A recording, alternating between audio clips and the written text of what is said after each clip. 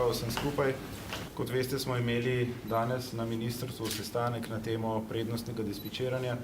Na sestanek so bili povabljeni seveda poleg predstavnikov našega ministrstva in tudi predstavniki Ministrstva za finance, uprave SDH, HSE, ELES-a in na tem sestanku smo se pač pogovarjali torej o teh alternativnih možnostih prednostnemu dispečiranju.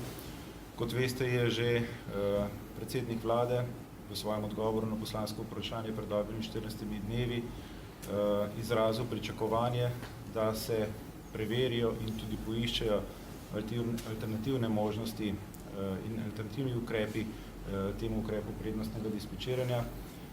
Zato je bila v ta namen tudi ustanovljena posebna delovna skupina z njegove strani in v teh 14 dneh smo intenzivno preučevali, katere možnosti so na tem področju in na podlagi tudi danes na današnjem sestanku prejetih informacij smo na Ministrstvu za infrastrukturo se odločili, da predlog prednostnega dispečiranja zaenkrat umikamo torej iz predloga energetskega zakona iz nadaljnje obravnave.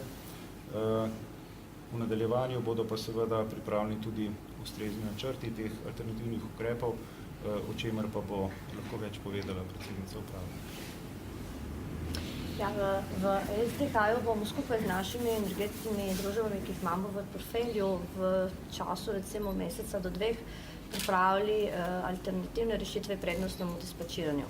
To pa predvsem z namenom, da se redno servisirajo naše finančne obveznosti, da se zagotovijo potrebne investicije in da se na vsakem momentu zagotovi pač nemotena dobava električne energije.